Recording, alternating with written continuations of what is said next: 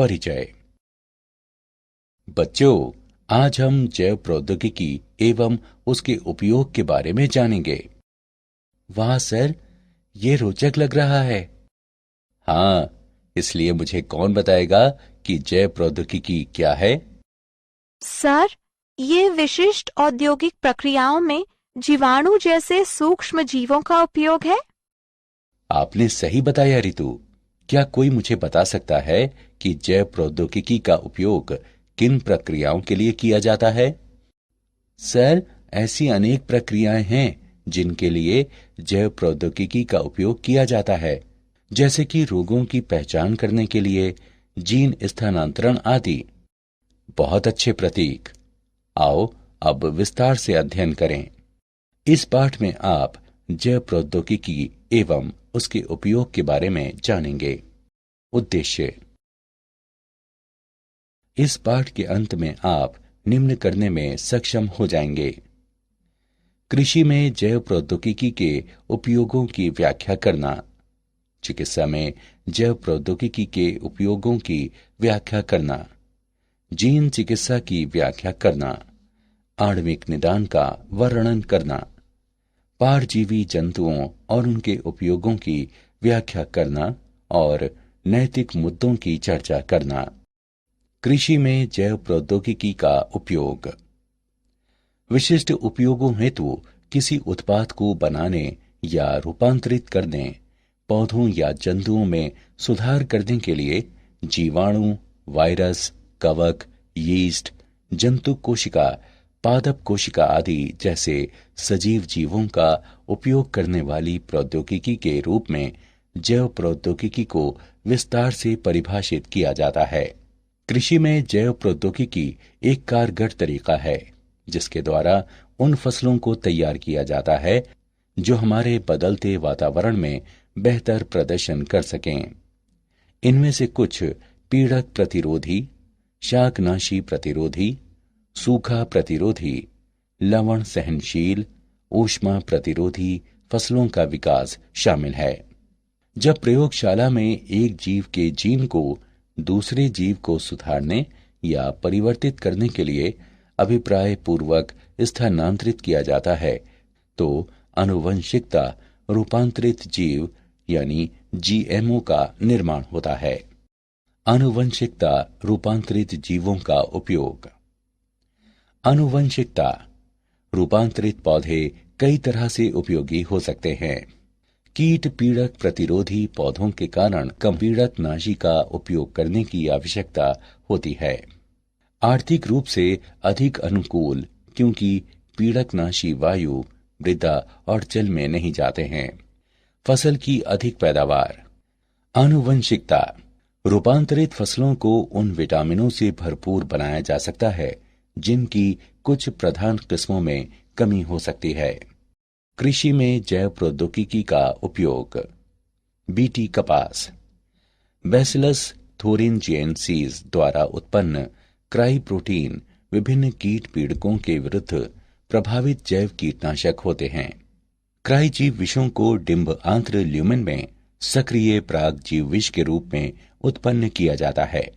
जीव विष आयनिक छिद्रों को बनाने वाली कला में स्वल्प लकन और अंतर्वेशन को प्रेरित करने वाले ग्राहियों से जुड़ जाते हैं जो कोशिकाओं और डिंब को मार देते हैं। पीड़क प्रतिरोधी पौधा। पीड़क प्रतिरोधी पौधे। कीटों का हमला एक गंभीर कृषि समस्या है जिससे उपज काफी कम हो जाती है और उत्पादन गुणवत्ता घट जाती है। कीटों के कारण खेतों में और साइलों में भंडारण के दौरान नुकसान हो सकता है। प्रत्येक वर्ष कीट दुनिया भर की खाद्य फसलों का लगभग 25% भाग नष्ट कर देते हैं। आरएनए अंतक्षेप द्वारा विशिष्ट जीन को निष्क्रिय करना इस समस्या का वांछनीय प्राकृतिक समाधान है। द्विसूत्री आरएनए मध्यवर्ती अंतर्क्षेप आरएनएआई जीवों में जीन अभिव्यक्ति को निष्क्रिय करने की सरल और तीव्र विधि है। किसी जीन का निष्क्रिय होना आरएनए का छोटे छोटे आरएनए में निम्नीकरण का परिणाम है, जो समजात दूत आरएनए को लक्षित करने के लिए रिबोन्यूक्लिएज को सक्रिय करते हैं। औषधियों में जैव प्रौद्योगिकी का उपयोग। आनुवंशिकता निर्मित इंसुलिन।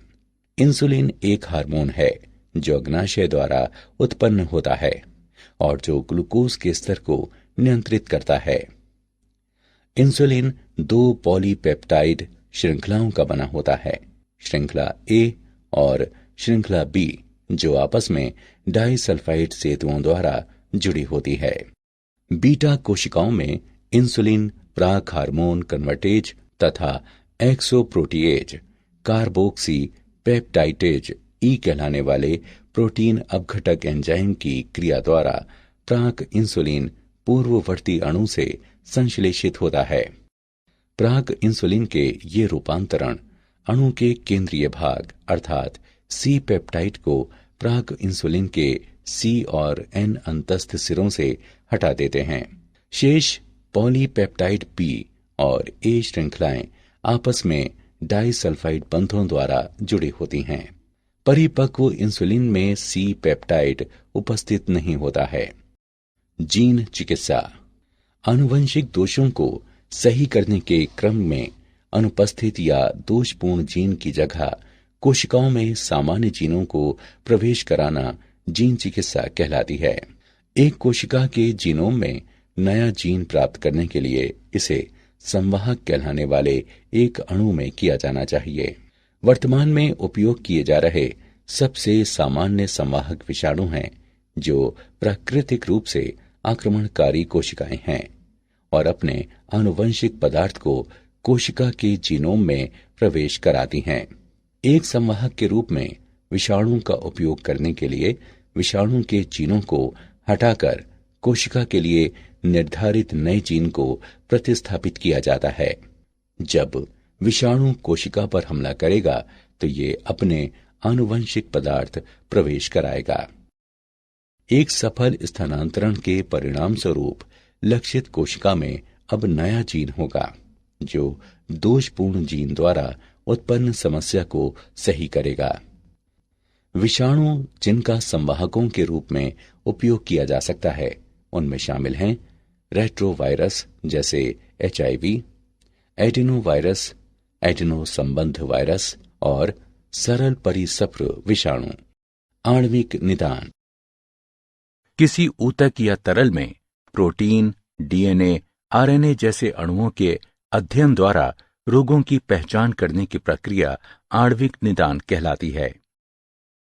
आणविक निदान और चिकित्सा है रोगों के आणविक कारणों का पता लगाने, निगरानी और उपचार करने में उन्नत विशिष्ट जनसंख्याओं की ओर औषध विकास और लक्षित औषधियों के मार्गदर्शन के लिए बायोमार्कर का उपयोग।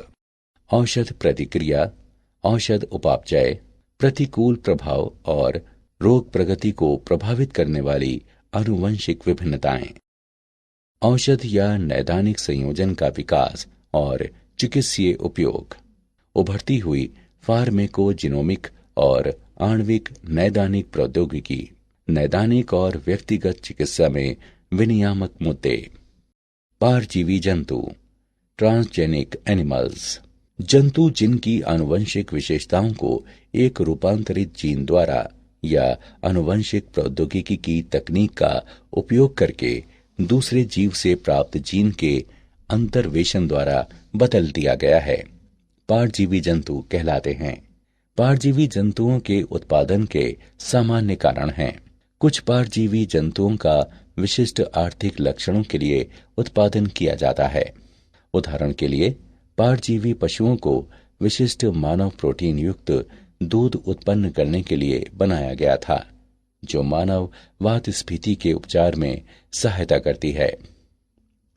उदाहरण के लिए हार्वर्ड वैज्ञानिकों को ऑनकोमाउस या हार्वर्ड माउस कहलाने वाले आनुवंशिकता निर्मित चूहा बनाने में प्रमुख वैज्ञानिक सफलता मिली, जिसमें विभिन्न मानव कैंसरों के विकास को बढ़ावा देने वाला जीन है। पारजीवी जंतुओं का उपयोग।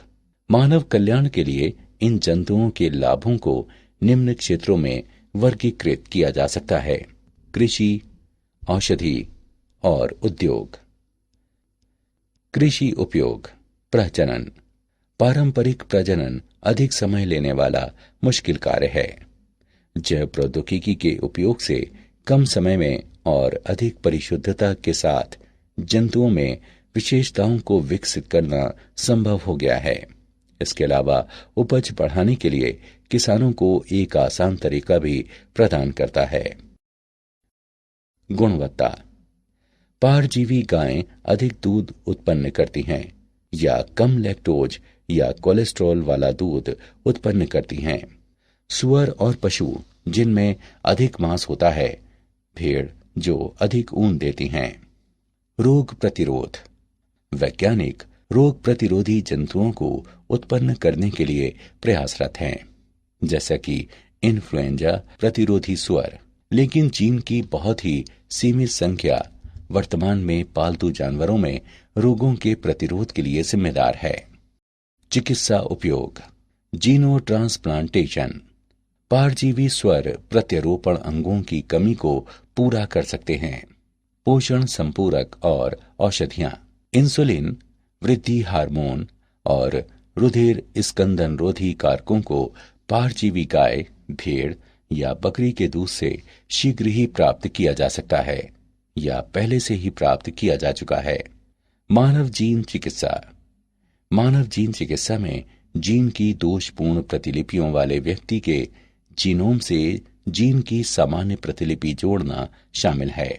5000 नामित आनुवंशिक रोगों के उपचार की संभावना बहुत अधिक है और परजीवी जंतु एक महत्वपूर्ण भूमिका निभा सकते हैं। औद्योगिक उपयोग। सन 2001 में कनाडा में नेक्सिया जैव प्रौद्योगिकी के 2 वैज्ञानिकों ने दूध पिलाने वाली बकरियों की कोशिकाओं में स्पाइडर जीन को आपस में जोड़ दिया। बकरियों ने अपने दूध के साथ रेशम निर्माण आरंभ कर दिया और बाल्टी में अपने शरीर से महीन रेशम के सूत्रों को स्रावित किया। दूध से पॉलीमर सूत्रों को निकालकर और उनको धागों में बुनकर वैज्ञानिक एक हल्का, कठोर, लचीला पदार्थ बना सकते हैं, जिसका उपयोग सैन्य वर्दी, चिकित्सा में सूक्ष्म सीवन और टेनिस रैकेट के तार जैसे अनुप्रयोगों में उपयोग किया जा सकता है। नैतिक मुद्दे। जीवों के आनुवंशिक रूपांतरण के तब अप्रत्याशित और अवांछनीय प्रभाव हो सकते हैं जब ऐसे जीवों को पारिस्थितिकी तंत्र में सन्निविष्ट कराया जाता है। जन सेवाओं के लिए ऐसे जीवों के रूपांतरण और उपयोग से अनुमत एकस्व की समस्याएं भी उत्पन्न हुई हैं। इसलिए भारत सरकार ने संगठन स्थापित किए हैं जो आनुवंशिक रूपांतरण की वैधानिकता और जनसेवा के लिए आनुवंशिकता रूपांतरित जीवों के सन्निवेश की सुरक्षा के बारे में निर्णय लेने के लिए अधिकृत हैं। ऐसा ही एक संगठन आनुवंशिक अभियांत्रिकी संतुति समिति यानी GEAC है। सन 2001 और 2002 में भारत में 93 मिलियन टन चावल का उत्पादन हुआ और 2011 और 2012 तक सरकार का लक्ष्य 129 मिलियन टन चावल उत्पादन का है। बायोपायरेसी। बायोपायरेसी प्राकृतिक रूप से पाई जाने वाली जैव रासायनिक या आनुवंशिक सामग्री का व्यावसायिक रूप से उपयोग करने की कार्य प्रणाली है, विशेषकर एकस्व प्राप्त करके जो उस समुदाय जिससे ये उत्पन्न हुई है उसको उचित मुआवजे का भुगतान करने में विफल रहने पर भविष्य में इसके उपयोग को प्रतिबंधित करती है। भारत में उगने वाला बासमती चावल अपने विशिष्ट स्वाद और सुगंध के लिए मशहूर है, लेकिन एक अमेरिकी कंपनी ने अमेरिकन एकस्व व ट्रेडमार्क कार्यालय द्वारा एकस्व अधिकार प्राप्त कर लिया था। इस कंपनी ने भारतीय किस्मों को अर्ध बौनी किस्मों से संकरण कराकर बासमती की नई किस्म विकसित की। मूल्यांकन। आगे बढ़ने से पहले आइए जानें कि आपने कितना सीखा। सही विकल्प को उठाकर उसके संगत स्थान पर रखें। क्या आप जानते हैं, अमेरिकी शोधकर्ताओं ने एक प्रणाली विकसित की है जिसमें नीले प्रकाश को सक्रिय करके किसी भी वांछित जीन को प्राप्त किया जा सकता है तथा टर्न ऑन या टर्न ऑफ कर सकते हैं, जो जैव प्रौद्योगिकी और चिकित्सा में अनुसंधान के लिए हो सकते हैं। यह पहली बार है जब डीएनए के विशिष्ट खंडों को टर्न ऑन या टर्न ऑफ किया गया है। उन्होंने अमेरिकन केमिकल सोसाइटी के जर्नल में प्रकाशित अपने शोध पत्रों में प्रकाश की तीव्रता का उपयोग करके जीन अभिव्यक्ति के स्तर को अनुकूल बनाने के बारे में जानकारी भी दी है। सारांश। आइए हमने जो कुछ सीखा है उसे संक्षेप में दोहराएं।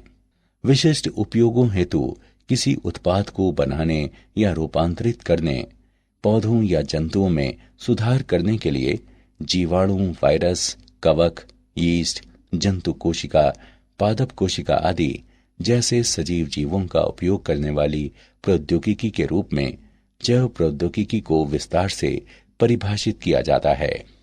आरएनए अंतर्क्षेप द्वारा विशिष्ट जीन को निष्क्रिय करना कीट हमले की समस्या का वांछनीय प्राकृतिक समाधान है।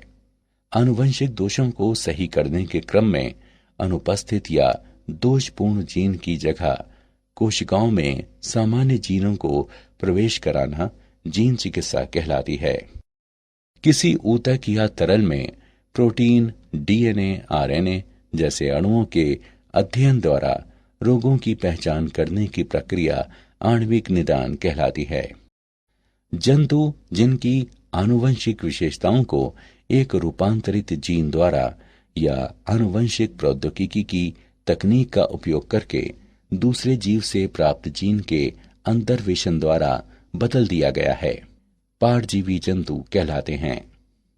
भारत सरकार ने संगठन स्थापित किए हैं जो आनुवंशिक रूपांतरण की वैधानिकता और जन सेवा के लिए आनुवंशिकता रूपांतरित जीवों के सन्निवेश की सुरक्षा के बारे में निर्णय लेने के लिए अधिकृत हैं।